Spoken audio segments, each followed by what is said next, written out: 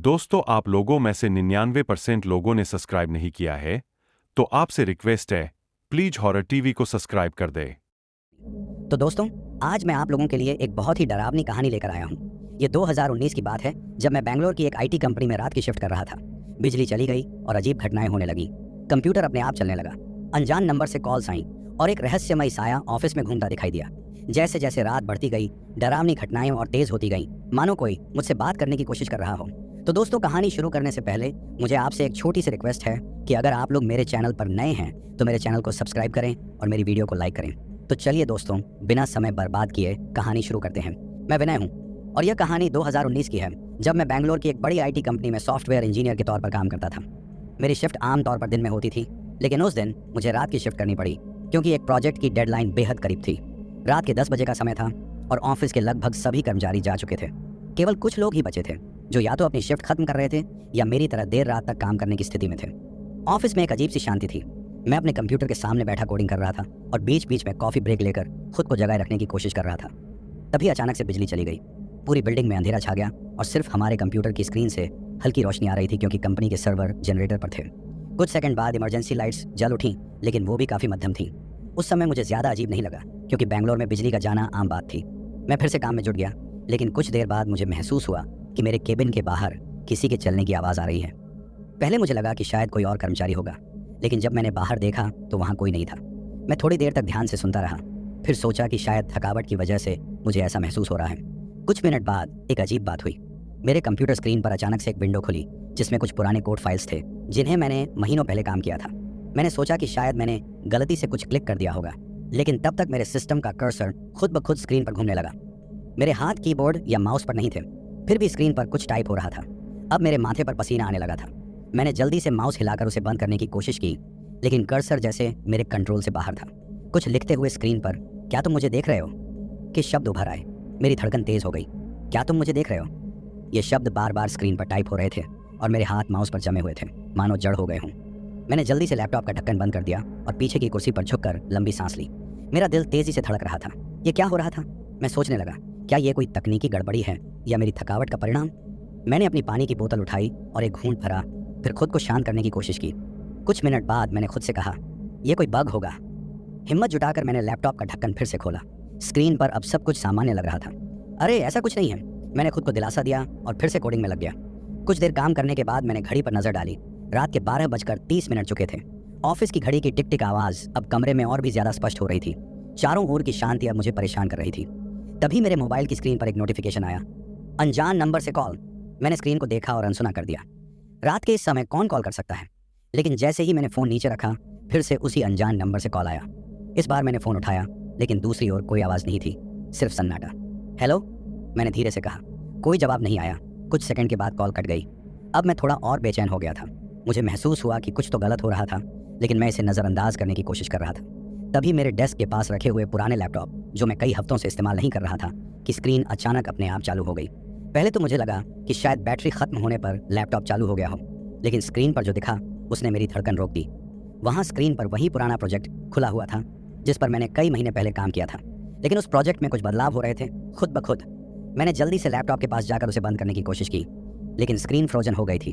अब स्क्रीन पर कुछ अजीब कोडिंग चल रही थी जो मैं पहले कभी नहीं देखी थी। कोडिंग की भाषा मेरे लिए बिल्कुल अनजान थी और उसमें अचानक से हिंदी के शब्द टाइप होने लगे। तुमने मुझे क्यों छोड़ा? मैं ठिठक गया। ये शब्द जैसे मेरे दिमाग में गूंजने लगे। किसने छोड़ा? ये किसकी बात कर रहे थे? तभी एक और मैसेज स्क्रीन पर आया, विनय, मुझे तुमसे बात करनी है। मेरी आंखें चौड़ी हो गईं। ये कैसे हो सकता है? मेरा नाम इस लैपटॉप में कैसे आ सकता है? मैंने तो इसमें कुछ भी नहीं टाइप किया था। मैंने हड़बड़ी में लैपटॉप को बंद कर दिया, लेकिन स्क्रीन ऑफ नहीं हुई। अब मेरे चारों ओर की लाइट्स भी मध्यम होने लगी। पूरे ऑफिस में एक सर्द सी हवा चलने लगी थी, जो एसी के बंद होने के बाद भी महसूस हो रही थी। मेरे शरीर में एक अजीब सा डर समाने लगा था। मैंने इधर उधर देखा। अब मुझे लग रहा था कि मैं यहाँ अकेला नहीं हूँ। मेरे कानों में किसी के धीमे धीमे बोलने की आवाज़ आ रही थी, जैसे कोई फुसफुसा रहा हो। मैंने अपनी कुर्सी से उठकर इधर उधर देखा, लेकिन वहाँ कोई नहीं था। अब मेरा ध्यान एक तरफ केबिन के दरवाजे पर गया, जहाँ से हल्की हल्की आवाज़ें आ रही थी। मैं धीमे कदमों से उस दरवाजे की तरफ बढ़ा। जैसे ही मैंने दरवाज़ा खोला, मुझे महसूस हुआ कि जैसे वहाँ कोई खड़ा हो, लेकिन वहाँ कुछ नहीं था। हल्की सी आवाज़ आई, विनय, और मैं चौंक कर पीछे हट गया। मेरा नाम इस तरीके से किसी ने नहीं पुकारा था। मैंने तेज़ी से दरवाज़ा बंद किया और अपनी डेस्क की ओर भागा। मैंने अपने लैपटॉप को फिर से बंद करने की कोशिश की, लेकिन अब स्क्रीन पर एक और मैसेज दिखाई दिया। अब भागने का कोई फ़ायदा नहीं। अब मेरी हालत बहुत ख़राब हो चुकी थी को फिर से बंद करने की कोशिश की, लेकिन जैसे ही मैं पावर बटन दबाता स्क्रीन पर वही मैसेज बार बार आ जाता। अब भागने का कोई फ़ायदा नहीं, मेरे हाथ पैर कांपने लगे थे।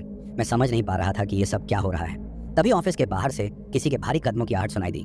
पहले तो मुझे लगा कि शायद कोई सिक्योरिटी गार्ड होगा जो रात में ऑफिस का चक्कर लगाता है, लेकिन वो आहट धीरे धीरे मेरे केबिन की तरफ बढ़ रही थी और अब वो आवाज़ कुछ ज़्यादा ही भारी हो गई थी, जैसे किसी बड़े और भारी शरीर वाला इंसान चल रहा हो। मैंने कुर्सी पर से उठने की हिम्मत जुटाई, लेकिन अब मेरी टांगें भारी हो रही थीं। कदमों की आवाज़ अब और करीब आ चुकी थी। मैं सांस रोककर अपनी सीट पर बैठा रहा, लेकिन मेरे कानों में अब वो आवाज़ गूंजने लगी, विनय विनय। और अब वो आवाज़ किसी दूर से नहीं बल्कि मेरे ठीक पीछे से आ रही थी। मैंने हिम्मत करके पीछे मुड़कर देखा, लेकिन वहाँ कोई नहीं था। ये समझ से बाहर हो गया था, आखिर कोई है या नहीं। मुझे डर और बेचैनी दोनों एक साथ महसूस हो रही थी। तभी मेरी नज़र ऑफिस की दीवार पर लगे सीसीटीवी कैमरे पर गई। मैंने अपने मोबाइल से कैमरे की लाइव फीड देखने का सोचा, ताकि पता चल सके कि ऑफिस के बाहर आखिर हो क्या रहा है। मोबाइल में जब मैंने सीसीटीवी ऐप खोला तो ऑफिस की फीड चालू हो गई। पहली नज़र में सब सामान्य लग रहा था, सभी फ्लोर खाली थे और सिर्फ इमरजेंसी लाइट्स जल रही थी। लेकिन अचानक से ग्राउंड फ्लोर की फीड में कुछ हलचल दिखी। मैंने ध्यान से देखा, एक साया जैसा कुछ चल रहा था। पहले तो मुझे लगा कि ये कोई कैमरे की खराबी होगी, लेकिन फिर वो साया धीरे धीरे सीढ़ियों की तरफ बढ़ने लगा। अब मेरे होश उड़ चुके थे। वो साया बिना किसी इंसानी रूप के सीढ़ियों पर ऊपर की तरफ आ रहा था। मैं हड़बड़ाहट में फीड बंद करने ही वाला था कि सीसीटीवी कैमरे में वो साया अचानक गायब हो गया। लेकिन मेरे कानों में अब भी वही भारी कदमों की आहट गूंज रही थी, और ये आहट अब मेरी फ्लोर की तरफ बढ़ रही थी। मेरा पूरा शरीर पसीने से भीग चुका था। मैंने अपने डेस्क से उठकर ऑफिस के एग्जिट की तरफ भागने का सोचा, लेकिन तभी लाइट्स अचानक तेज चमक कर बंद हो गई। अब पूरा ऑफिस अंधेरे में डूब चुका था। मुझे सिर्फ अपने दिल की धड़कनें सुनाई दे रही थीं और वो अजीब सी फुसफुसाहट जो अब चारों तरफ से आने लगी थी। मेरी हिम्मत जवाब दे रही थी, लेकिन मैंने अपने कदमों को तेज किया और ऑफिस के मेन डोर की तरफ बढ़ा। दरवाजे के पास पहुंचकर मैंने हैंडल को घुमाया, लेकिन दरवाज़ा बंद था। मैंने जोर से खींचने की कोशिश की, लेकिन वो जैसे जाम हो गया था। तभी अचानक पीछे से किसी के जोर से सांस लेने की आवाज़ आई, मानो कोई ठीक मेरे पीछे खड़ा हो। मैंने कांपते हुए धीरे से पीछे मुड़कर देखा। वहाँ कुछ नहीं था, लेकिन मेरी नज़र जैसे ही ऑफिस की खिड़की पर पड़ी, मुझे लगा जैसे किसी का धुंधला अक्स बाहर खड़ा होकर अंदर देख रहा हो। मेरे शरीर में सिहरन दौड़ गई। मैंने तुरंत अपनी जेब से फ़ोन निकाला और बाहर की सीसीटीवी फीड चेक करने की कोशिश की, लेकिन अब मेरा फ़ोन भी काम नहीं कर रहा था। स्क्रीन फ्रीज हो गई थी। अचानक से खिड़की के बाहर वो अक्स गायब हो गया। मैं बुरी तरह से घबरा चुका था। मैं ऑफिस के अंदर फंसा हुआ था और बाहर कोई था, या शायद अंदर भी। मैं एग्जिट की तरफ दोबारा भागा और जोर जोर से दरवाजे को धक्का देने लगा। अचानक दरवाज़ा खुद ब खुद खुल गया। मैंने बिना समय गंवाए बाहर की तरफ दौड़ लगाई। जैसे ही मैं ऑफिस के कॉरिडोर में पहुंचा, वहाँ की लाइट्स जल रही थी और सब कुछ सामान्य लग रहा था। ऑफिस के मेन हॉल में मुझे दूर सिक्योरिटी गार्ड दिखा, जो अपने कमरे में बैठा था। मैंने राहत की सांस ली और तेजी से उसकी ओर बढ़ा। भाई साहब, दरवाज़ा अंदर से बंद हो गया था, मैंने लगभग हाँफते हुए कहा। सिक्योरिटी गार्ड ने मेरी ओर अजीब नज़रों से देखा। दरवाज़ा बंद? पर यह तो कभी बंद नहीं होता सर, हमेशा खुला ही रहता है, उसने शांति से जवाब दिया। मुझे उसकी बात पर यकीन नहीं हुआ। मैंने खुद दरवाज़ा बंद देखा था। मैंने गार्ड से कहा कि वो मेरे साथ चलकर देखे, लेकिन उसने मुझसे कहा कि शायद मुझे रात भर की शिफ्ट ने थका दिया है और मेरा दिमाग खेल कर रहा है। लेकिन मैं जानता था कि मैंने क्या देखा। मुझे सिक्योरिटी गार्ड की बातों पर यकीन नहीं हो रहा था, लेकिन वो अपनी जगह अड़िग खड़ा रहा। सर, मैंने यहाँ कई सालों से नाइट शिफ्ट की है, कभी ऐसा कुछ नहीं हुआ, उसने गंभीर स्वर में कहा, मानो मुझे समझाने की कोशिश कर रहा हो कि शायद ये सब मेरे दिमाग का खेल है।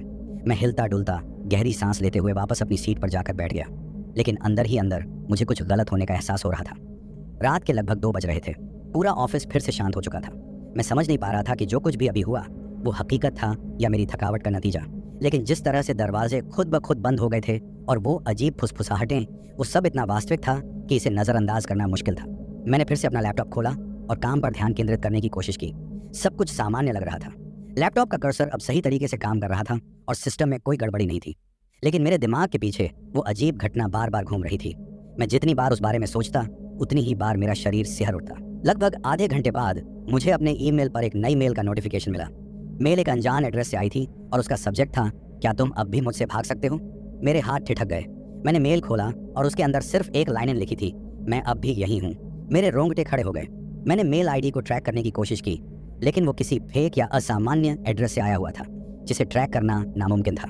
मैंने तुरंत मेल को डिलीट किया और अपने आप को यह समझाने की कोशिश की कि ये कोई प्रैंक होगा। लेकिन एक सवाल मेरे दिमाग में घूम रहा था, यहाँ कौन मुझे इस तरह से परेशान कर सकता है? मैंने अपने काम पर ध्यान लगाने की कोशिश की, लेकिन मेरा मन अब भी बेचैन था। मैं किसी भी तरह इस रात को खत्म करना चाहता था। तभी अचानक मेरे लैपटॉप की स्क्रीन फिर से ब्लिंक करने लगी। स्क्रीन पर कुछ फाइल्स अपने आप खुलने लगी। मैंने उन फाइल्स को बंद करने की कोशिश की, लेकिन स्क्रीन फ्रीज हो गई। अब मेरी धड़कनें फिर से तेज होने लगी थी। अचानक स्क्रीन पर एक नोटिफिकेशन पॉप हुआ। विनय, मुझे तुम्हारी मदद चाहिए। ये वही शब्द थे जो मैंने पहले भी देखे थे, लेकिन इस बार ये मेरे सामने स्क्रीन पर चमक रहे थे। मेरे दिमाग में एक ख्याल आया कि शायद ये सब किसी पुराने सिस्टम में बग की वजह से हो रहा हो। मैंने कंपनी की आईटी टीम को कॉल करने का सोचा, लेकिन घड़ी पर नज़र डालते ही मुझे एहसास हुआ कि इस समय कोई भी मेरी कॉल का जवाब नहीं देगा। मैं फिर से अपने काम में लग गया जब अचानक ऑफिस की लाइट्स झपकने लगीं।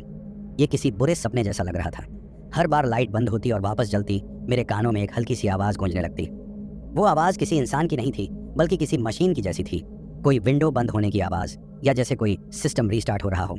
मैंने हिम्मत जुटाकर अपने डेस्क से उठने का फैसला किया और ऑफिस के मेन सर्वर रूम की तरफ चल दिया। मैंने सोचा कि शायद सर्वर में कुछ गड़बड़ी हो रही हो, जिससे ये सब हो रहा है। सर्वर रूम ऑफिस के एक कोने में था, जहां अक्सर रात के वक्त कोई नहीं जाता था। मैंने जैसे ही सर्वर रूम का दरवाज़ा खोला, अंदर का नज़ारा देखकर मेरी सांसें थम गईं। सर्वर रूम के अंदर हर तरफ वायर्स बेतरतीब ढंग से बिछी हुई थी और मॉनिटर स्क्रीन पर वही अजीब कोडिंग दिख रही थी जो मेरे लैपटॉप पर हो रही थी। कोड की लाइनें इतनी तेज़ी से स्क्रीन पर चल रही थीं कि उन्हें पढ़ पाना नामुमकिन था।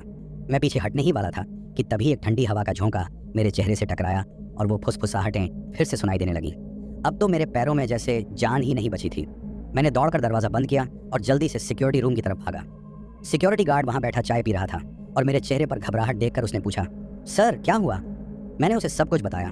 वो फाइल्स का अपने आप खुलना, वो अनजान मेल, सर्वर रूम में वो अजीब कोडिंग। गार्ड ने मेरी बात ध्यान से सुनी, फिर कुछ देर चुप रहा और धीरे से बोला, सर आप यहाँ नए हैं, शायद आपको पता नहीं। कुछ साल पहले इस ऑफिस में एक हादसा हुआ था। एक सीनियर इंजीनियर जिसका नाम अर्जुन था, उसने यहीं रात की शिफ्ट के दौरान अचानक जान दे दी थी। कुछ कहते हैं कि वो प्रोजेक्ट की डेडलाइन के तनाव में था, लेकिन कुछ और भी लोग हैं जो कहते हैं कि उसे कोई अदृश्य ताकत परेशान कर रही थी। मेरी सांसें तेज हो गईं। अर्जुन? मैंने ये नाम पहले कभी नहीं सुना था। गार्ड ने धीरे से कहा, कई लोग कहते हैं कि अर्जुन का अधूरा काम अब भी इस ऑफिस में कहीं ना कहीं रहता है।